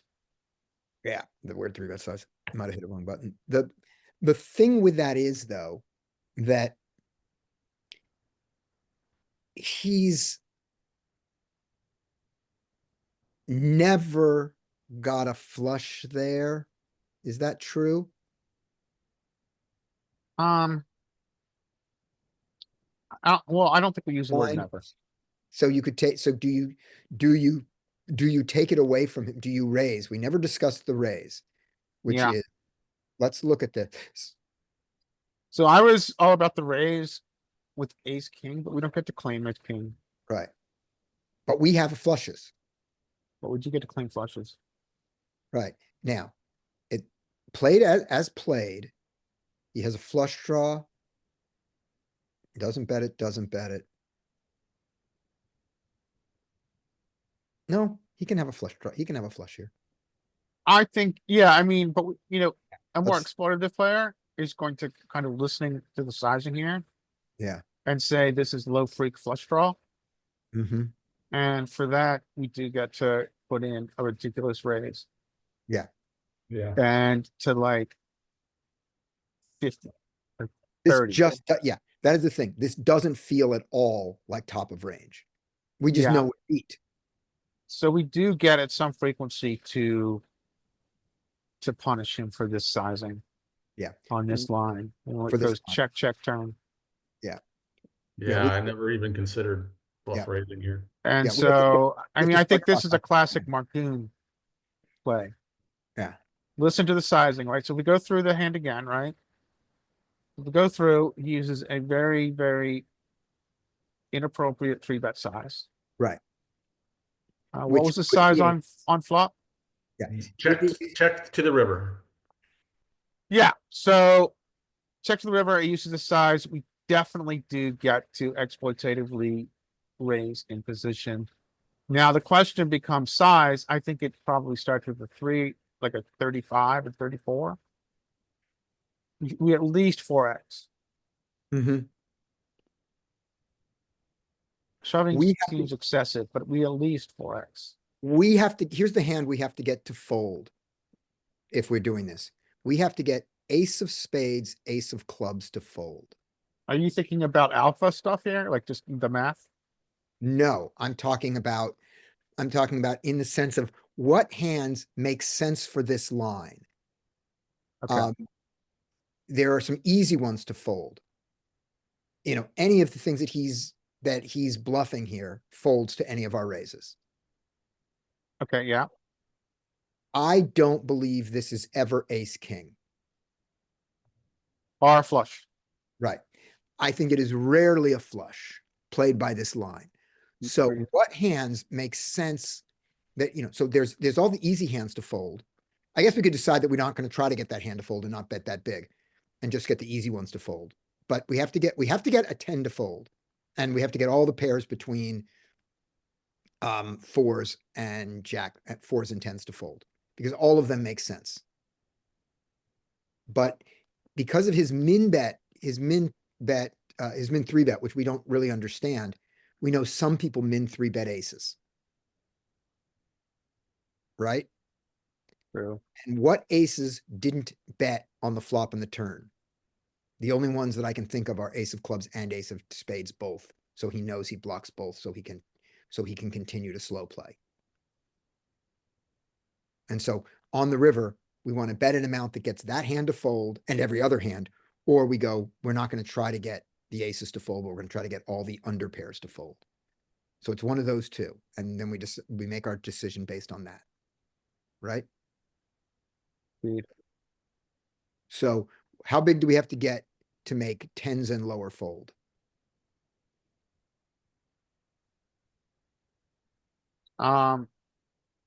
Yeah, That's 13. We need to go to at least 20. We have to raise to 20 to get nines and ace 10 to fold. And to get aces and kings to fold where, you know, where they're the club spade version, we have to go 40. that's right. You want to go to 40? You want to go to 40 with pocket threes? I think Marcoon does. I'm not saying it's right or wrong for these stakes or for online, but I think that it's a play that Goon would Yeah. Alright, or proselytize, if you would. okay, so from now on, when we're looking at our hands and we don't know the guy's hand, let's make sure we keep that option out there before we see the hand. Yeah, yeah. The raising never considered. I never even considered a bluff raise here. And would you guys have considered bluff raising a pocket pair or a low pocket pair on the river? I mean, solver does use this a lot. Well, not a lot, but solver does find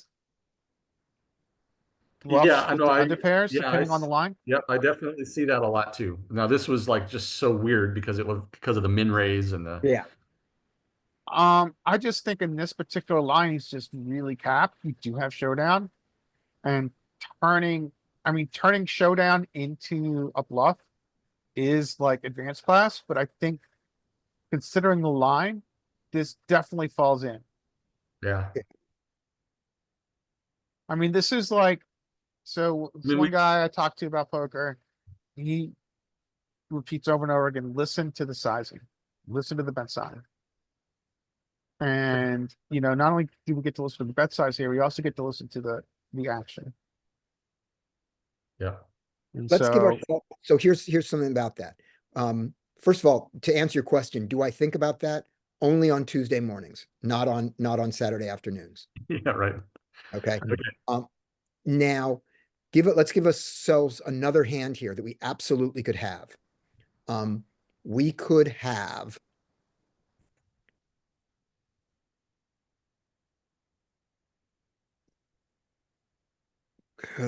King No, 10 I of was gonna clubs. say I was gonna say 7-8 of spades, but we really we want a club, but then can we set the club day 3? Okay, give us 7-8 of spades. 7-8 of spades here. We can't win. We know we can't win. There's no chance we can win. Right. Unlike the threes where we thought there was a chance. So we're only considering raise or fold.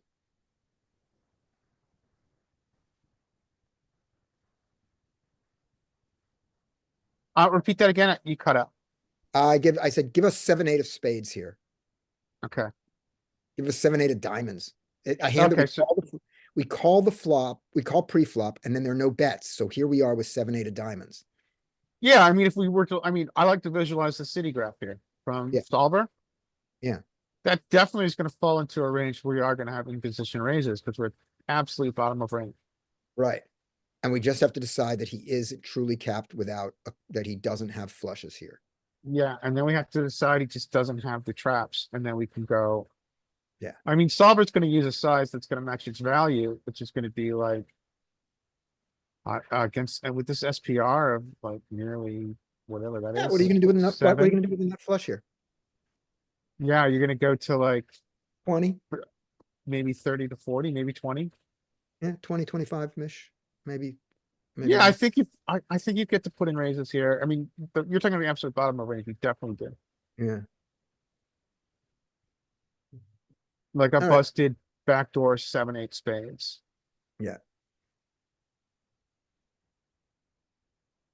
And even, we don't even need the 7-8 of spades. That's what I'm saying. We don't need a backdoor because we never folded our 7-8 of diamonds. Yeah, we got a totally unflipped range. Yes. Or 6-7 where we don't even have where we never bet it off. We never even got a gut shot to bet. All right. Let's Cool. get here. One more. Let's look at this. This could be kind of a fun exercise, Scotty. This will be a last one. Yeah. All right, last one. hand. Last hand. Larry, this was the one I sent you, but we're not going to see the whole cards. I sent this to Larry and I forgot to show him what I had, what the holding was. And he was like, what did you have? I was like, oh, I didn't put it. Well, here. Okay. So we're on the button. We raise. Okay, good. We have our Flat full in. raising range. Yeah. Okay. Okay. Here we go. So you're not going to know my whole cards. All Not right. gonna know yours. So this is going to get checked a lot and bet small a lot. Mhm. Agreed. In theory, yeah. We do check. Okay. Okay, we get that turn. We Mhm. get a small bet. All right. So we call. Okay, now think about the ranges here. Okay, about my range in particular. Mhm. All right. And we get that river. And we get that bet. A block. Mhm. I do this. Can you think of the hands I do that with? All right. So, okay, go ahead, Scotty. Oh, no, you go first. Oh, no, you've seen it already. Okay, so, on the value side, this is a minimum of an 8. Yeah, And I'd like it to be an 8 with a heart, and I'd like that heart. Do I want that heart to be the ace? I certainly could see you do this with the ace of hearts and the 8 of whatever, because you could raise ace 8 off suit and have checked this. That works fine.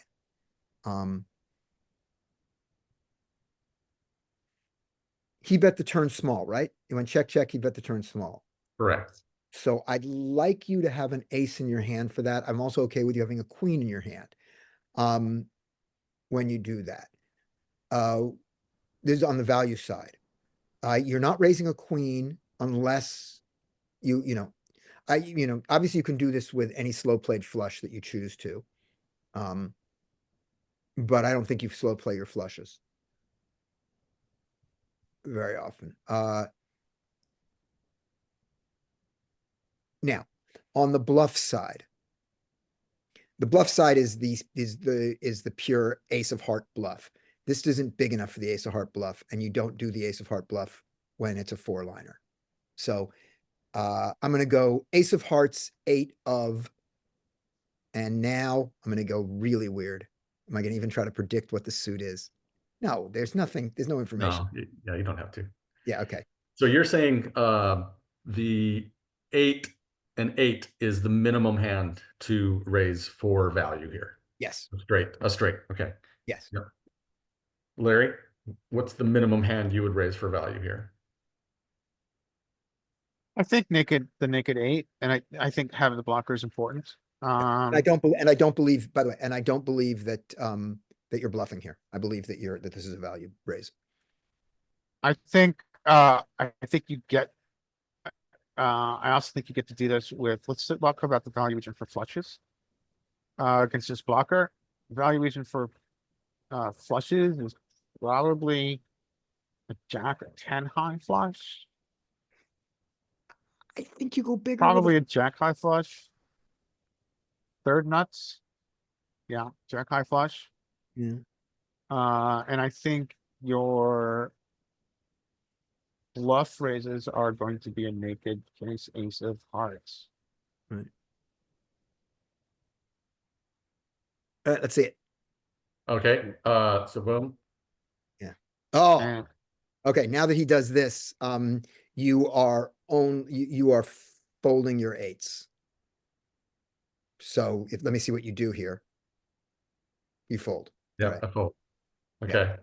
So we were talking about sniffing out bet sizes. Yeah.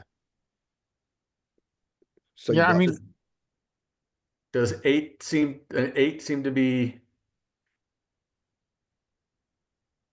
too like that's is a the- naked 8 in his re-raise range? No, I don't. I think maybe a naked 8 with the ace of hearts, but I don't think just the 1 to straight beyond that. So you guys were pretty good. I was going for extremely thin value versus sniffing out a small bet. Yeah. I'll show you what I had. Ah, set of 6s. That's really sniffy. Okay. yeah. But Yeah. you know what? Let's not get results oriented here, right? Of course, we're going to run into it, but let's not get poker PTSD. Here's I why I think don't it's like. really healthy to listen to his bet size, and I think that's a much better choice, and not to focus on when we're wrong. I think I that- disagree. Oh, go okay, on, well, let Len. me just finish my point. Yeah, finish your point. I think that largely this is going to be face up with exactly what it is, which well, we know it's something different, which is largely going to be high freak and a queen or yeah, just a queen. And so I think we profit long term by listening to the bet size and raising thin. I think now there's an argument which I'm going to anticipate what Scotty's going to say is, what the hell is he going to call you with? Thank you. I'm done. And that is a very good argument here. That it's hard to get away from. Yeah, I'm with you. And so remember the position here, small blind, flatted in the small blind. Yeah. So the eights are going to be what with like the 7/8 and the 6 or the 7/8 and the 9/8 and ace 8 maybe. 8, 9, Yeah. and the flushes. He has flushes. Just flushes. Yep. For the As played, I expect to see from him mostly flushes for this re-raise, not eights anymore. Yeah, this is, I feel And- like it's a flush. And very, very, very, very few bluffs. Yeah, this is gonna ace high flush. you ready? Yep. Yeah. Yeah, let's see the bluff. Whoa, He did that's it. good playing. Yep, that's amazing. So how does he get there? Because of his river re-raise sizing, it was small. I think, I don't know. That's my 2 cents. Yeah, I think you're right. I think your fold was great, though. Oh Yeah, you can't- it you was the can't easiest call fold this. in the world. Like I said, and you guys were right. I was like, this is so ridiculously thin right now. It was a small bet. I was going for a small raise. Yep. And I was hoping for calls from potentially these sets down here, 5, 6, 6, 7, or 5. Yeah, I think- So the moral of the story is on a 4-liner board with the flush draw with the set on river. Just Yeah. call. Yeah, this is high level play. So I noticed you moved up in stakes to 1 NL, to 100 NL. Yeah. Different in the quality of play. I mean, this seems. I don't think this is a good play by him, by the way. It worked, but I don't think it's good. Yeah, I'm Yeah, with you, Scott. same. I feel like it's kind of spewy because number one, flatting the Jack 10 off. Yeah. And here I am thinking, okay, they've got some kind of exploit on me at this point. I'm like, what the fuck, man? Yeah. But no, yeah, and then to re-raise, that seems what's spewy. Yeah. With these two cards. Yeah. I think there's re-raises as bluffs, but not Mhm. these two. Yeah, with a blocker. But I think that this hand is an anomaly. I think that we can say that the 3-bet bluffs on the river from the pool are rare enough that this is Tom Dwan playing low stakes, as Skate pointed it out. Yeah, right. But that's not why I think you shouldn't have raised the 6s. Not because you avoid this problem by just calling. It isn't that. It's the you have to have the best hand and either get him to fold an 8 with it or get Right. called by worse. And it's so hard to get called by 2 pair there with a 4-liner and a flush. Yeah. And Yeah. it's hard for you to have the flushes there. You don't slow play a lot of flushes there, but you slow play some. True. All right, there you go. Woof, that It was was a great session, man. I really enjoyed this session. Hope everybody else did. All right, let me hit the stop button and say, cool, everybody. We'll see you on Monday. And if anybody watches this on YouTube, join us. It's much more fun to be here than to watch it on YouTube. And you're all invited. Just ask me and I'll send you a link on YouTube. And if you make any comments, one of us will respond, especially if it's insulting.